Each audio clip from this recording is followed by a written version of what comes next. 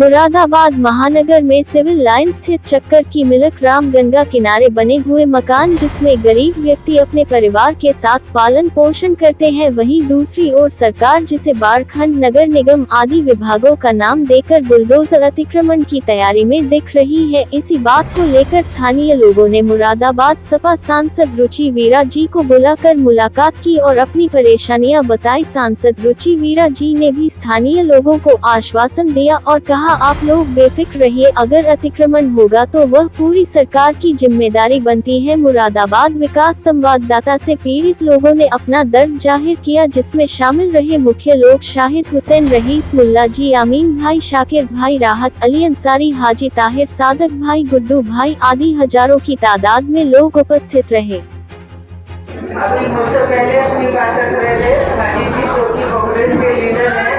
हमारे बीच में भाई शाने अली शानू साहब हैं, हमारे बीच में भाई वजूद साहब हैं, और जितने भी जो जिम्मेदार लोग हैं, जो मेरे बड़े हैं, बुजुर्ग हैं, सबको मेरा आदाब नमस्कार। सारे बच्चों को ढेर सारी दुआएं।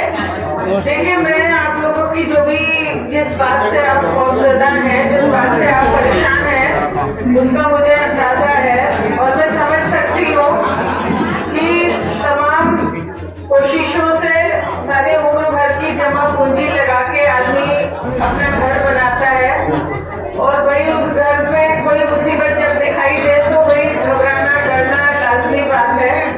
लेकिन आप लोग इसमें परेशान ना हो। मैं आपको एक बात तो ये बताना चाहती हूँ कि अब से 4-5 दिन पहले मैं जामा मस्जिद पे ही आप ही के साथ जैसे परेशान सब साथी हमारे लोग वहाँ भी बहुत परेशान थे, उनसे भी मैंने बात पता की, और कुछ दिनों से ये सब चल ही रहा है इसका जिक्र। और तो मैं उनसे जिलाधिकारी महोदय से और सब जो सीडीओ वगैरह सब लोग थे, और हमारी भी टीम के पार्टी के कांग्रेस के समाजवादी के काफी लोग हमारे साथ थे, और हमने उनसे अभी खुशबू भाई ने भी आपको काफी तफसील से सारी बात बताई है। हमने भी यही बात रखी थी 2-3 बात, जैसे एक तो आपको ये फिक्र है और कि भाई कहीं ऐसा ना हो कि गरीबों के मकान तो टूट जाए, और जो लोगों ने बड़ी बड़ी अपनी कॉलोनी काट रखी है, अपने कारोबार फैक्ट्रियां लगा रखी हैं, तो कहीं ऐसा ना हो कि वो तो बच जाए और आप लोग जो है शिकार हो जाए। तो ये बात जिलाधिकारी महोदय से मैंने रखी थी कि भाई जो भी फैसला हो वो सबके लिए बराबर हो। तो उन्होंने हमसे ये वादा किया कि नहीं, बिल्कुल बराबर होगा। शानू भाई ने एक सवाल वहाँ पूछा कि ये बताइए नापतोल कैसे होगी। तो पहले तो वो 150 मीटर की बात कर रहे थे, लेकिन फिर बातचीत के बाद 100 मीटर की बात सामने आई, तो पूछा उनसे कि भाई किस तरह से नापतोल करेंगे, कहीं उसमें तो कुछ गड़बड़ी नहीं हो जाए जिससे पता चले कि कुछ बच जाए और कुछ उस दर में आ जाए। तो उन्होंने कहा नहीं, बिल्कुल समान तरीके से ही नापतोल होगी, जहाँ भी होगी 100 ही मीटर होगी, ये नहीं कि कहीं 75 हो जाए या कहीं 125 हो जाए, ऐसा नहीं होगा। एक बात हमने ये रखी कि भाई जिन लोगों का किसी वजह से अगर उनका मकान हटाना पड़ता है तो क्या करेंगे आप। हमने ये बात उनसे कही कि पहले उनके रहने की कोई अगर नौबत आती है तो पहली बार तो नौबत ही नहीं आएगी, और अगर किसी वजह से नौबत आती है तो भाई उनके रहने का पहले आपको इंतजाम करना पड़ेगा, उसके बाद ही कोई दूसरी बात होगी उनके लिए। तो उन्होंने हमें ये भरोसा दिलाया, ये यकीन दिलाया उन्होंने हमें कि पहले एक कमेटी बनाएंगे, उसमें जब लोग संतुष्ट हो जाएंगे, तसल्ली जब हो जाएगी कि हाँ इस बात पे हम रजामंद है, उसके बाद ही डिमोलिश होने का, तोड़ने का कोई मामला चलेगा। एक बात मैं आप लोगों से ये कहना चाहती हूँ कि और जामा मस्जिद में भी मैंने ये बात कही कि कुछ सुनने में आया वासी नगर में कि चंदा हो रहा है, यहाँ का नहीं मुझे मालूम है, लेकिन वहाँ सुनने में आया कि पैसे इकट्ठे हो रहे हैं कि 1000, 2,000 जो भी। तो मैंने एक बात ये कही कि पहले ही ये लोग इतनी परेशानी से जूझ रहे हैं, इनके ऊपर ये खर्चा डालने का कोई मतलब नहीं है। मैंने वहाँ ये बात कही थी, और जो खुशबू भाई ने भी दोहराई कि किसी को भी 1 रुपया भी कोई चंदा देने अधिकारियों से कहना पड़े, बात अधिकारियों से करनी हो, चाहे जो रिहैबिलिटेशन के सेक्रेटरी लखनऊ में बैठते हैं उनसे बात करनी हो, अपने पार्टी के अध्यक्ष अखिलेश यादव जी से बात करनी हो, सदन में आपकी बात उठानी हो, या अगर हमें कहीं मतलब अदालती कार्रवाई भी करनी पड़े तो भी वो काम मैं करूंगी और किसी को भी 1 रुपया खर्च करने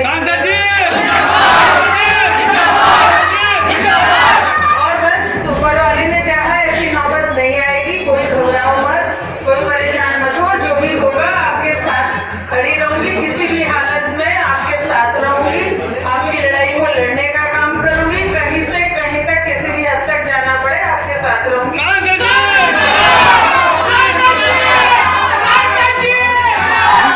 एक बात ये है, क्योंकि अगर अदालती लड़ाई लड़नी पड़े तो ये बाजार का मौसम नहीं है। ये एक बात ये कहना चाहती हूँ, जैसे कि अभी जो भी आपके इलाके के 5, 7, 10 लोग जिम्मेदार इकट्ठा हो जाएं, क्योंकि मैंने यहाँ जो पार्टी अध्यक्ष है उनसे भी 3-4 दिन पहले बात करी थी कि भाई इसमें हमें राय दो, हम किस तरह से मशवरा दो, हम कैसे इस लड़ाई को लड़े, कैसे इसमें मदद हो सकती है। तो उन्होंने मुझसे ये कहा कि हम आपको अच्छा वकील देंगे, आप जो है कागज इकट्ठा कर लो, चाहे वो बैनामा हो, चाहे आपके पास हाउस टैक्स का कोई कागज हो, बिजली के बिल हो, या और जो भी आपके पास कागज किसी तरह का भी इसमें काम हो सके।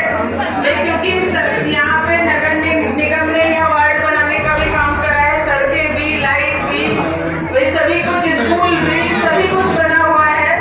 तो ये सब चीजें जो भी है हमें कागज आप लोग उपलब्ध कराओगे, क्योंकि बहुत सारे लोगों में बातें नहीं हो पाती है, कुछ लोगों में वो आप आपस में तय कर लो और हमें कागज मुहैया करा दो और बाकी लड़ाई को आगे लड़ा जाएगा। कोई घबराए ना और परेशान ना हो। सबका बहुत शुक्रिया।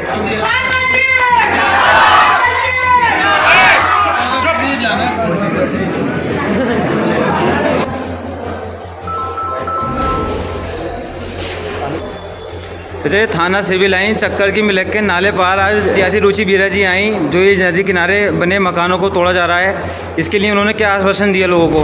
ऐसा है, उन्होंने लोगों को भरोसा दिलाया है कि हम तुम्हारे साथ हैं और आप जो भी हमसे हो सकेगा हम हाई कोर्ट, सुप्रीम कोर्ट आगे तक आपकी लड़ाई लड़ेंगे। क्योंकि सरकार ने बैनामा जो करा है वो क्यों करा है भाई? बैनामा मतलब यह है कि सरकार को फीस दी, बैनामा करा, हमारे पास बैनामे शुदा जगह है, हमारे पास कागज़ मौजूद है, हमारे पास हाउस टैक्स की रसीदें मौजूद हैं, हमारे पास मतलब ये सरकार ने हमें सड़क बना के दी, बिजली मुहैया करी, सारी सुविधाएं जब हमें दी है, हमने हाउस टैक्स भी दिया, तो इसके लिए फिर भी मतलब तोड़ने के आदेश क्यों हैं? इस पर पहले से ही क्यों कार्रवाई नहीं करी गई? और दूसरी बात यह है कि अब MDA बसा, लोगों की हिम्मत क्यों बढ़ी आगे जगह बेचने की और ख़रीदने की? MDA बसा, वो इस तरह से यूँ घूम के आया, उनने सारी नदी काट दी, नदी सूखी पड़ गई। जो यहाँ के काश्तकार थे, भगवान थे, उन लोगों ने वो जगह बेच दी गरीबों के हाथ। गरीबों ने सस्ती, वही गरीब आदमी को तो सहारा चाहिए था, उन्होंने सस्ती जगह या जैसे भी थी बहरहाल बैनामा कराया, जगह खरीदी। अब वो जगह खरीद ली तो अब वो बस गए बेचारे गरीब आदमी, अब उनको उजाड़ा जा रहा है। सरकार इसका हर्जाना देगी और उसे देना पड़ेगा, नहीं तो फिर सरकारी क्या और रजिस्ट्री क्या, फिर बिल्डिंग भी वही हो गई और एक छप्पर वाला भी वही हो गया।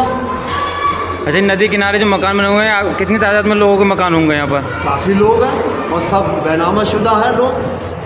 अवैध तो यहाँ पे हमारी चक्कर की मिलक पे तो ऐसा नहीं है। लिहाजा ये है, ये जो किसानों ने जगह बेची थी, भूमि इधर मालिक है और खतरा खतौनी से मालिक है।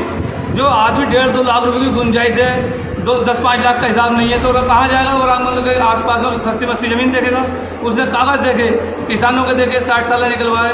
जब उसने कागज़ देखने के बाद में जब ओके कर दिया वकीलों ने या तहसीलदार ने, उसके बाद अगले किसी कम पूंजी के व्यक्ति ने उन्हें जगह ली, मकान बनवाया, उसको लोन कराया, वो लोन भी सेक्शन हुआ, सड़कें रोड सब करवा दिया गया। आज ये कंडीशन है कि ये बाढ़ विभाग में है, ग्राम समाज में है, जो कि वो कागज़ भूमि तक किसान चले आए हैं। और हम लोगों की यही रखी हमने सब लोगों ने। सांसद हमारे जो जिले की सांसद हैं रुचि बीरा जी आई थी, उन्हें आश्वासन दे गई कि इसमें कोई भी अधिकारी या कोई भी किसी तरह का इस चीज़ का मुद्दा उठाते हैं वो हम हाई कोर्ट तक लड़ेंगे। उन्होंने कहा किसी को 2 रुपये देने की ज़रूरत नहीं है और लिहाजा यह है हम सारी पब्लिक चक्कर मिलक शाह की तरफ पब्लिक हमारे जितनी बस्ती के लोग हैं छोटे बड़े सब को घूम रहे 2 दिन से हैं। इसमें परेशान भी लोग कर रहे हैं, तहसील के लोग आ रहे हैं, नाप तोल कर रहे हैं, डरा धमका रहे हैं। लोग इससे सदमे में हैं जो चैन सुकून से खा पीने रहे, सोने रहे, रहने रहे। लिहाजा ये है इन लोगों को ये होना चाहिए रामगंगा के किनारे जब ये चीज़ है तो 13,000 रुपये सर्किल रेट घोषित कर दिया गया सरकार ने। क्यों करा? जब वो ऐसा था तो सरकार उससे सर्किल रेट में घोषित नहीं करती, बस्ती में घोषित नहीं करती, कृषि में रखती, मीटरों में क्यों घोषित कर गया? आज आदमी हर अधिकारी आता कि बाढ़ विभाग की है, नगर निगम की है। जबकि नगर निगम की है, बाढ़ विभाग की है, तो श्रेणी 1 की जगह क्यों फर्द में कागजों में दिखाई दी रही है? हम लोगों का ये कहना है लिया जाएगा। हमारी भूमि दर किसानों से हमारी खरीदी हुई है, इसमें हमने कागज़ 60 साल में निकलवाया, खतरा खतों नहीं देखी, फिर ज़मीनें खरीदी। आज उसके बावजूद भी सरकार हो, अधिकारी हो, इस चीज़ को चैलेंज कर रहे हैं। तो उसकी जगह हमें बताएं कहाँ है वो, दें हमें कहाँ है? क्या फिर कागज़ को डाला जाए सरकार का है? क्या फिर वो कागज़ को झुटलाएंगे कि कागज़ सही नहीं है, तहसील का कागज़ भी गलत है आपका? वो आन के हमें इस चीज़ का ज्ञान दें। हम उन लोगों के पास जाने की पूरी कोशिश कर रहे हैं, जिसके बीच में हमारे सांसद जी भी हैं और रुचि बीरा जी के सामने में अपना वो रखी गई। और इसमें हम ये चाहते हैं जो भी बंदा हो या ग्राम समाज हो, जो भी चीज़ है अपनी फाइलिंग करें और विवेकानंद के तटबान के पास से, पुल के पास से वो अपनी फाइलिंग करके लेकर आएँ और अपने निशान से पाए खड़े कर देंगे। तो हम उसमें ये देखेंगे कि कहाँ तक आ रही है। हम जो आगे लेना रहे कोई हमसे अलावा आप कोई और व्यक्ति ना ले, उससे आगे कोई खरीदारी ना करे और मकान ना बनाए। अच्छा, किसी वजह से मकान टूटते हैं उसको उसमें कुछ हर्जाना वगैरह इसके बारे में कुछ बात की रुचि बीरा जी ने आपसे? उन्होंने कहा जिस किसी का मकान टूटेगा तो आता है इस चपेट में तो उसे गवर्नमेंट सरकार अपनी तरफ से उसका आवास कहीं बना कर दे। तो हम ये चाहते हैं उसे देने से पहले वो पहले कागज़ को देखें कि ज़मीन कहाँ पड़ती है, कैसी है, ये यहाँ है नहीं है तो उसके हिस्से की ज़मीन उन्हें दे जब कागज़ को सही है। कागज़ ग्राम समाज की, नगर निगम की होती है तो कोई भी हमारे जर शावलो चक्कर के मिलता बंदा कोई ज़मीन को नहीं कहेगा, कोई क्वार्टर को नहीं कहेगा। अब सरकार से क्या अपील करना चाहते हैं आप? हम ये चाहते हैं कि हमारी बस्ती से हट के काफ़ी जगह है और वो उसमें अपने निर्माण कराएं। जो भी उनको नहर बनानी है, बंदा बनाना है, कि रोड डालना है, जो भी डालना है वो बस्ती जो बनी है, जो बसे हुए लोग हैं उन गरीबों के उनको ना उजाड़ा जाए।